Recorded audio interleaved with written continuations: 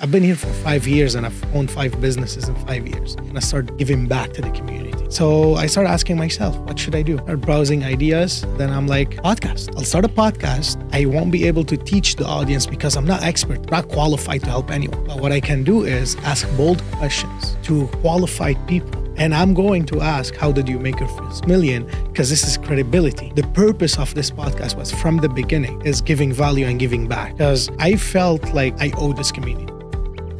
Alexander, what's next for you? You mentioned you're starting 2-3 other businesses. Well, I have 2 other businesses I'm working on. One's a commercial lending company and the other one's a debt settlement company. And I can't talk about this one too much, but I'm involved in an ad tech company that's looking like it's going to actually be a really well-known company. Ad tech company? Ad tech, advertising? Yeah. That's right. You have to tell me more about it. I actually can't. I might become a customer. I'll tell you this much. It's brands and it's outdoor advertising. That's about all I can say. Okay. But okay. With the other 2, it's all sales, by the way. Every one of those like companies that I'm working on are strictly what I love doing. I love selling. I love the art of this. Why did you start 2 more companies? Did you get bored? Break? Well, here's why. Because I just want to keep growing. I think that's another reason why I started working less at Fisher is because I hit like a ceiling of like everything I could do. I'm going to be rude here. As much anymore. I expect, let's say, I hope, and I expect you have more than $100 million, right? If you're a sponsor throwing million here, million there for elections, you have $100 million. Well, why more? And I'm not judging because I might be like... Now, hold on. So I can tell you, no, I'm not 100 million yet, but my company is on hundreds of millions in transactions. But people hear that and they're like, oh, you have 100 million. Like, no, I have operating expenses and I have taxes and I have 2 kids with 2 different women. So, I mean, it gets expensive, right? I have a family, like my mom, dad, my sister. I'll tell you this much. I took care of everybody in my family before. I had millions of dollars in my account when I was driving this beat up Honda. And like my friend finally told me, he's like, you are the CEO of a multi-million-dollar company. You can't drive this piece of shit car. You gotta get enough like this. And trust me, it's going to motivate people. They're going to see that. And that's what they want to see. He was actually right. And I didn't care about those things, but I went through like this identity crisis of who I was because I never had money. You know, I have an interesting story. Like, as I was very poor, I lived in a hostel in a little bunk bed, smaller than this room with like 4 bunk beds, 8 guys in a room smaller than this. Can you live like that? Oh, like the smell of that room. In one bathroom, which was like, you know, like not a full bathroom. So with like a stab shower, you get your bathroom. Picture, yeah. So I mean, so there were about 4 like, huh? And 8 guys in one room. No, and no girls coming over either, right? So I mean, like it was. Trust me, it sucked. It was humbling, and it pushed me though that I needed to live like that to develop the work ethic because I didn't go to college. So a lot of the friends I had that went to college, you know, they got these loans and like, you know, they're still paying the debt till now. I don't have any debt. I'm grateful to say I don't have any debt. I think that now I'm off. You got me reminiscing and thinking about like where I was versus where I am now.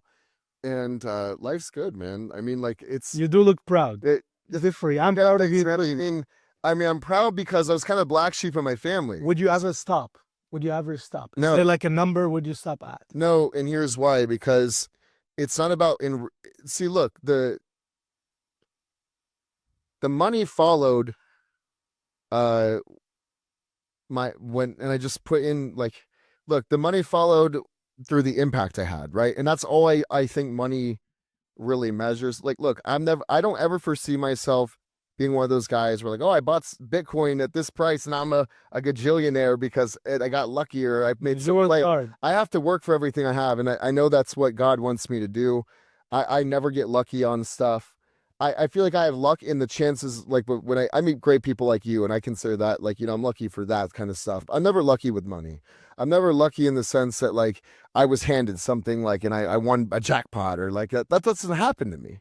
Actually, I feel like I get dinged everywhere. Like, you know, whether it's like someone hit my car or, you know, I had a feel like you're unlucky with it's okay. Yeah, like I feel like no, I'm not unlucky with money, but I feel like I just have to work very hard. And like the reality is that the impact I've made with the wealth I built is much greater than what I've done for myself personally, right? So when you ask me if there's a number, the answer is no. And it's because I don't want to stop creating an impact and helping other people around me. What I hear is, I don't love money. I love what the money can do.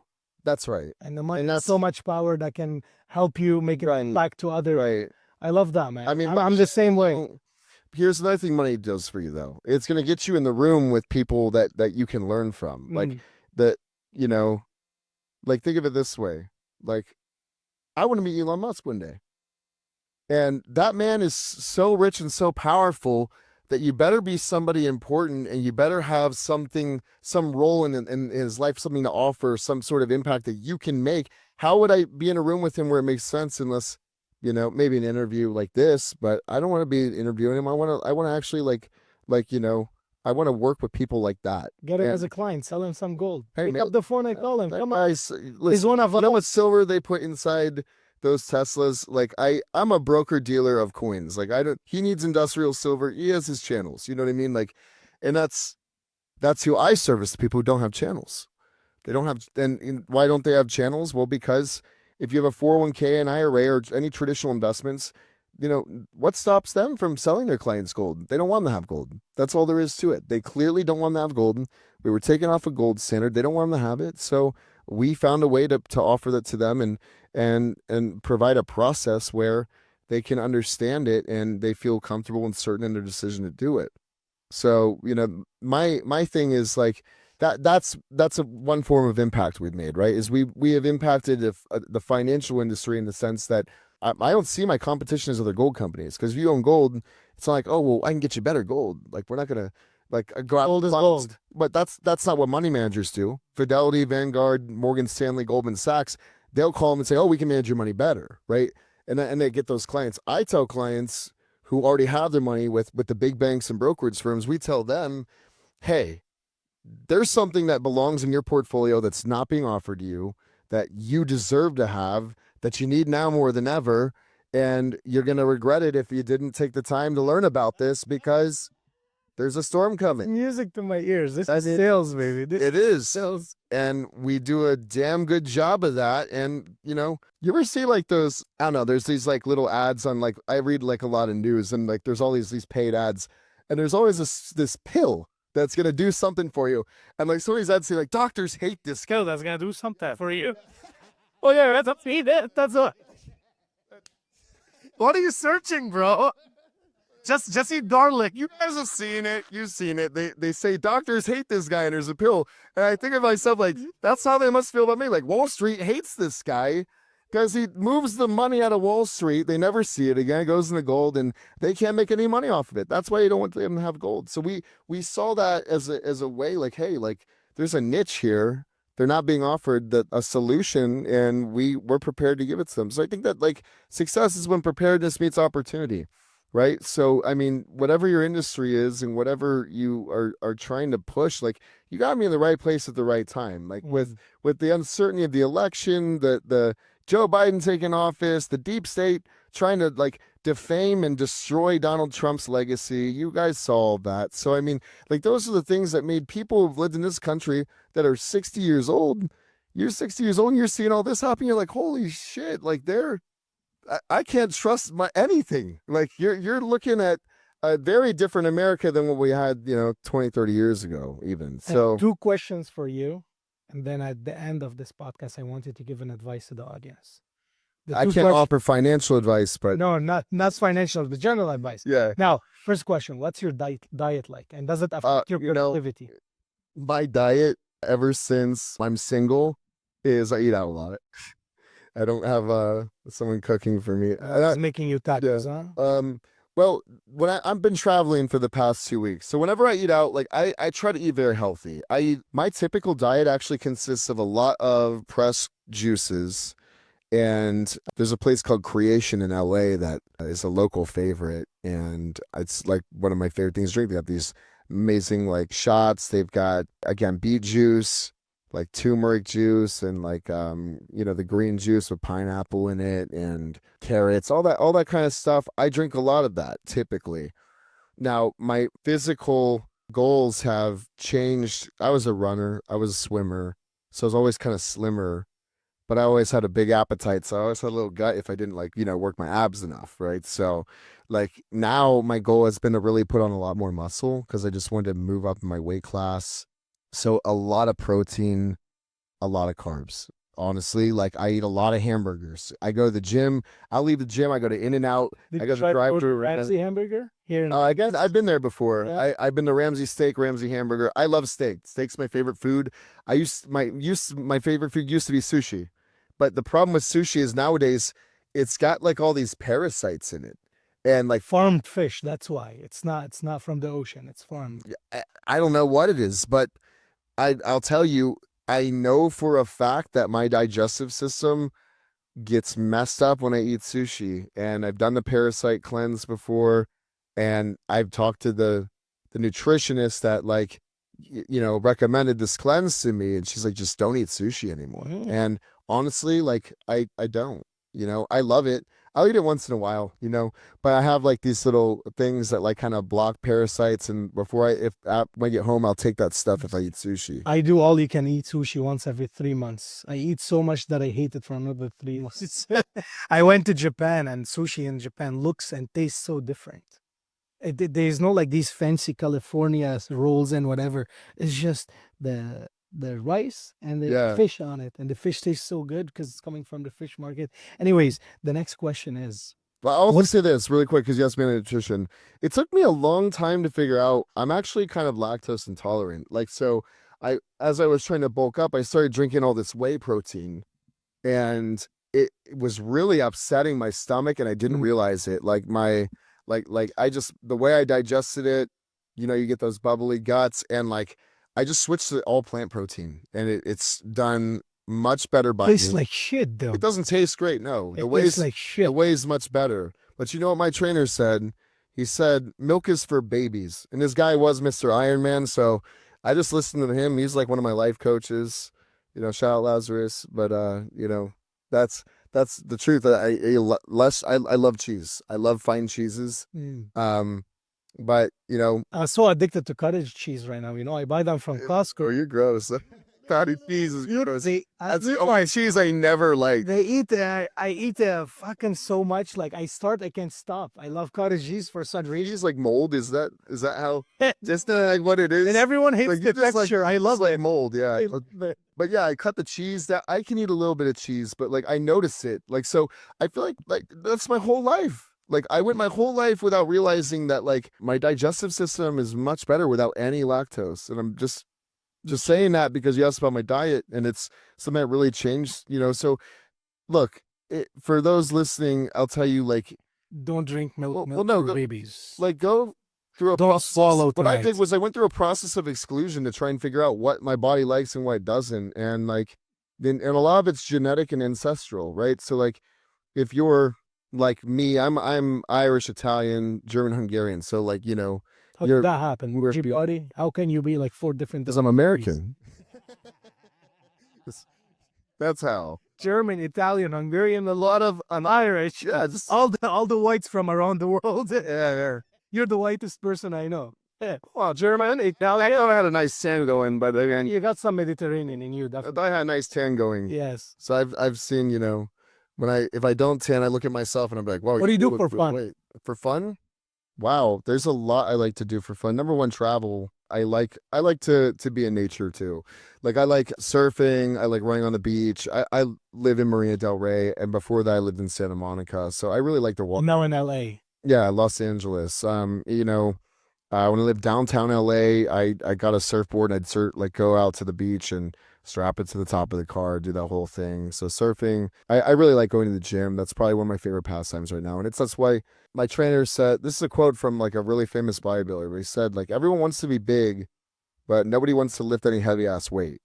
And that's the truth, is like, I just found a lot of enjoyment in it. Especially going through like the breakup and everything, like that's really been something that like helped me. You just picture her and you go. No, I picture picture myself being the best version of myself, and I love proving people wrong. So, if That's a good goal. if her or anyone else, thought I wasn't good enough, just watch. We'll see. When at the end of this rainbow, me, on stage in a bodybuilding competition, me with my dream car. I got 3 cars I have. Like, people tell me, that's my dream car. They come up to me. What are It's not mine. I've got it. Oh my God. I've got an M8 competition. I've got a Mercedes GLE. And I've got a G63. Those are the 3 that people usually tell me, like, Nice. And a lot of my friends are like, why'd you get the Lamborghini? I'm like, well, I don't want that much attention. I want to draw much attention to myself. You just you have see that, the hair. You don't need that much. You don't need to pay you see for that white BMW, and no one knows it's like, the fastest BMW they ever made. What's the best country that you travel to for vacation? I've actually only been to Mexico. I feel so small in this world to not have traveled anywhere, but here's why. Because I haven't taken a vacation in... God, how long has it been? The last vacation I took was in Cabo, which was 2000. And guess what? It wasn't like a 2-week vacation. We need to become friends. This trip was my 11th country in 20. You told me that. I know. 2024. I mean, and I honestly, I was still working. When I started going through some of these trials, like that, one of my friends told me, he's like, you have enough money to go anywhere you want, do whatever you want. Why don't you just go by yourself too? Like, and I was just like, you know what? Like, I don't know. I don't know why I haven't done it, but I think it's because I'm a workaholic, and I feel like I have the rest of my life to do it, and I want to do it the right way. I want to travel for work. Like, I love to. You want to travel profitably. Yeah, profitably. Listen, half of these trips were on my own, and the ones that I was on my own, I enjoyed the most. Here's why. Not just because I'm alone. When you're alone, you have more opportunities to meet other people. Yeah. To actually have more deep conversations because you're alone, right? When someone sees you on the bar sitting alone in a restaurant or something like this, someone is going to buy you a drink. I promise you. And you're going to buy someone who's sitting alone a drink. Yeah. Then you'll start a conversation, and not just on the bar, anywhere. If you're walking, when you're alone, people feel like it's easier to start a conversation with you. Right? And I went to Italy alone. I went to Morocco alone. I went to so many countries alone, and I loved it. You have to experience this, man. And the reason why I traveled so much, because for so many years, I was an Uber driver 5 years ago, right? I didn't get to travel. I didn't have the money. I was broke, right? I was like trying to make money, and then first 2 businesses, I put all of my money. So last year, I was able to travel a little bit, so I went all in. This year, I won't be able to do more than like 4 countries, but I will do them because... Is that just because you're busier now, right? Now I'm opening a new store, Yeah. and I'm launching a digital magazine, and I'm publishing my book this month.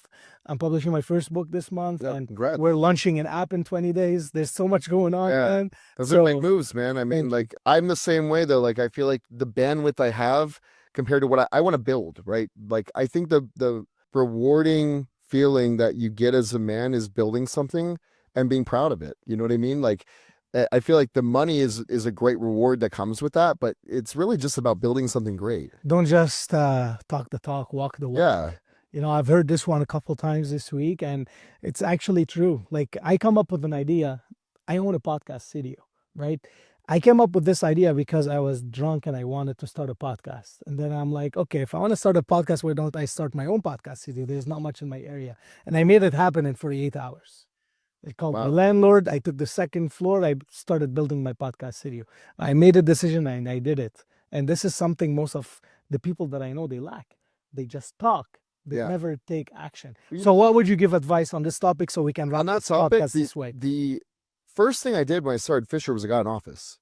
Just like you get the space, because once you invest, that there's something invested. Yes, you add expenses. You're like, shit, I'm paying for this space. I got to make money off of it. Exactly right. Getting an employee. That's the first thing I did, and going back to what I was saying about, like, the uncertainty a client would have if I'm calling them, they do marketing, they don't know who we are. And you've got to have all this confidence to assure them that you're the best company to go with. When you're breaking into the space, you don't have any client reviews. And so that same way, the way that a client would have a hard time trusting and believing you, it's same for the employees I had too. Getting people to come to my startup and work for me, it was hard to get them to believe in it. Now, when you are in a room with a personality like you, and you're like, hey, like I'm starting a podcast. Like if you approach me just in the gym and you said you're starting a podcast, I could see that. Like I could see how that would be a successful project. And just by talking to you, I could see how it's, I don't know, and not to compare the two, but I think that if you compare, like I'm going to convince someone to move a portion of their entire life savings into a product, into a company, it sounds like an impossible feat. And I'm going to do it on a telephone, right? Because we have a call center, and that's how it started. So I think like if you have like, that's how I'm always saying this, because that's how I felt when I got the job at the first firm I worked. I was like, holy smokes, like they're gonna people. And by the way, I just finished watching the movie Wolf of Wall Street, and I'm thinking like people don't do this anymore. You've never saw a show before? No, I watched it. I've watched it like 7 times. Well, I'm talking, this is years and years ago, right? Like, yeah, I like the movie too. Yeah. I had a chance to meet Jordan, and so when it feels impossible, it's actually going to grow and last. When it feels so easy, Yeah. it's actually not good. it was just really hard for me to get people to believe in me and the firm when I first started it, except one person who previously worked with me. And it's because the art form of sales is like so misunderstood. I didn't have a lot of friends or anyone I could really call to do this. And in sales is something that like not everyone has the heart to do. I can tell you, it's very hard to get people who have like a college education, highly educated people who are, you would ideally want those people on your team. Like, a lot of publicly traded companies shifted that. It happened to my dad.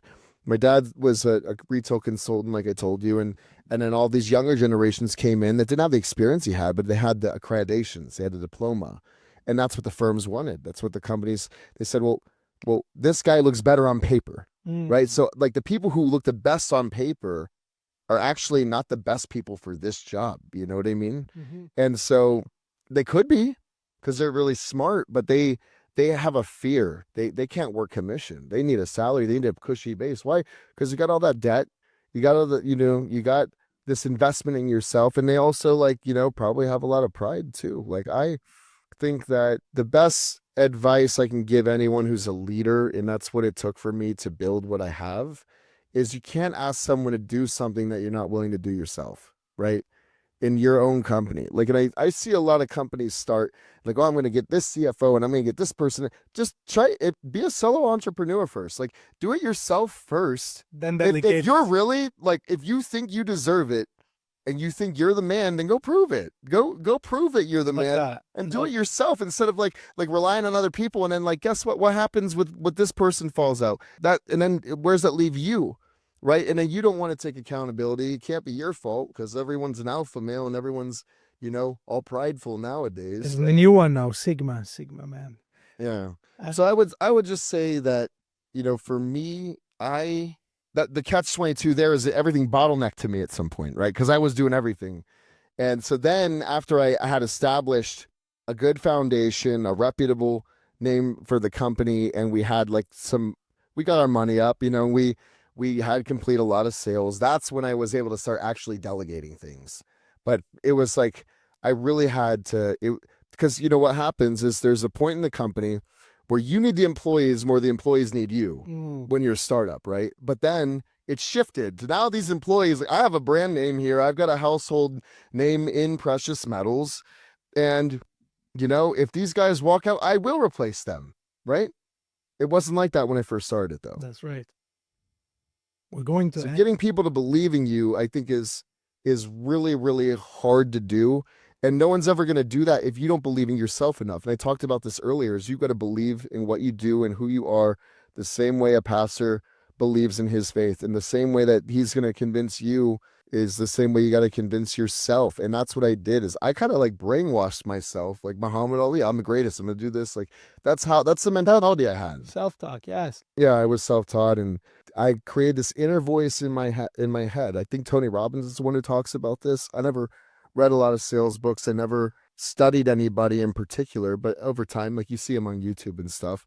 And I know he has a book called Awaken the Giant Within. I think like he's the one who talks this inner voice you've got to have in your head. I heard Bradley say this yesterday, right before I spoke. Bradley spoke right before me. He said, one of the questions was, okay, like, so if you were the devil and you were trying to throw someone off their path and you wanted to just thwart them to failure, what would you say to them, and what would you do? What do you know what he said? You want to answer it for the? Yes, I actually wrote it down on my phone. It's over there. So it says, doubt yourself, fear everything. It said like 6, 7 things of like just full of fear, lack of motivation. Like if you want to hurt someone, like that, addiction, addiction, put exactly all this other stuff in front of their path.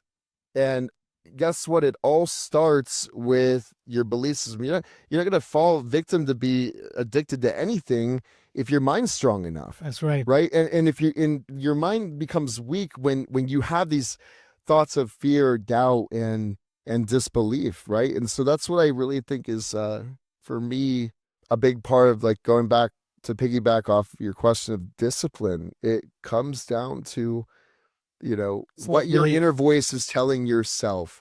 And, I'll say this is my faith is I know God loves me very much, and there's a special, you have to know that you're loved, like you have, and that's the thing is I felt like I wasn't at one point in these dark times in my life.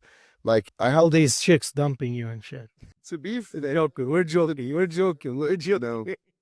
I'm Lebanese. I gotta bully you. That's what we do when we love you. Friends say, every single one of my friends is like, you could have done better. Like I'm a super. Don't say that. Don't say that. Don't say that. That's it. No, serious. Yeah. Where like looks to me on everything. I feel like I have the ugly duck syndrome. All my friends are like, oh, you're handsome and all this. I don't see it. I think that's part of like the shift that I had to have, like this inner voice inside me to believe in myself and believe that and also believe you deserve it, right? You got to believe you deserve to have the life that you want to design for yourself. Otherwise, you're going to live a life by default. That's right. And that's in closing, like one of my favorite phrases, live a life by design or live a life by default. And that comes from one of my first bosses in my industry, actually. I won't take the credit for that one, but it comes from that person, and it really stuck with me, because if it's meant to be, it's up to me. And that's it. I know that you have a couple more appointments later today, but we're going to end the podcast like this. I'm going to allow you to ask me one question, and you get to ask whatever you want, and I have to answer it. I can't not answer the question. I can't not answer it. Just don't make it too hard for me. And speak simple English. See, I'm not a good interviewer, but I guess, why did you start a podcast? And yeah, I mean, actually, this is a good question for you, because I kind of started a podcast, but I just recently started because I started doing like short form videos with like the different guests speakers at these events I do, right?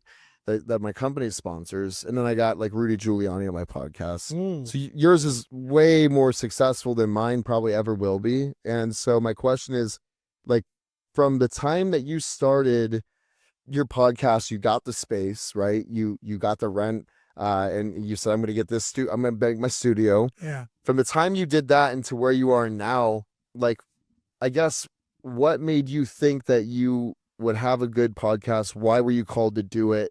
And how has it grown from where you started versus where you are now? That's a great question. Thank you. Here's why I started a podcast, and this specific podcast. My podcast is called How Did You Make Your First Million with Jean Claude Nasr. Okay, that's my name. And why? When I first started my two businesses, I thought I know everything about business. And then there's no mistake that you could think of that I didn't do. And I'm like, oh, I'm fucking dumb. I thought that I knew business. I only knew sales. I know how to bring clients. I know how to make money. I didn't know how to keep the clients. Many other mistakes, I didn't know how to hire. I didn't know how to keep my employees. So every single mistake you can think of, I did. And then I realized that I'm dumb, and I'm like, how can I learn? I hate books. I'm not going to go back to school. I hate my ex always told me, go take this course. She was trying to be polite about it. Like, hey, you need to learn. But she's like, oh, this is interesting. But she was really nice. Yeah. Right? Now, I was stubborn. I'm like, I know, because I knew that I could make money. And any business I started, none of them bankrupted, because I was always able to close deals. Always. Yeah. But the scaling was a hard part for me. Anyways, I started going to networking events and meeting people that knows more. So to be able to learn, because I can't afford to hire them as coaches, I started taking them out for lunch and dinners. And lunch would cost me $50, $70, $100. Perfect. And I asked them shitloads of questions every hour. I learned so much, and that helped me to actually scale. When I scaled, I started hiring coaches. Last year, I spent $45,000 in personal education, hiring coaches, mentors. Yeah, it's really good. So when I actually started like growing in business, I'm like, there's so many people out there that they started businesses and they can't afford education. So I'm going to start a podcast studio. I will interview people, the people that I used to take them out for lunch and ask them for advice. I'll interview them, ask them all of these questions, and provide free business education to people who cannot afford it. Because there's a man or woman out there trying to start a business to put food on the table, and they're struggling because they didn't get the right mentoring. They can't afford education. I really like that, because I think what you said there is your focus is on helping other people and having an impact. And I'm like, even if I get 2 views on my video and I can make an impact on one of these 2 views, that's my goal. So my goal wasn't to go viral. We're still not viral. We have 2,000 subscribers. But the amount of people that calls and says, I love that answer, helped me to solve my problem at my business is big. And I don't care if going viral. I care if I'm making this impact. I'm changing someone's life. I'm offering free education, right? Yeah. So that's the goal. And I really appreciate you coming in today. I learned so much from you. I would hope to see you again. You live in 2 different 10 times better about it. Just by you saying that, I feel 10 times better. I'm just grateful to even be on the podcast, because I love that. That's the goal of Thank you, brother. the program. Thank you.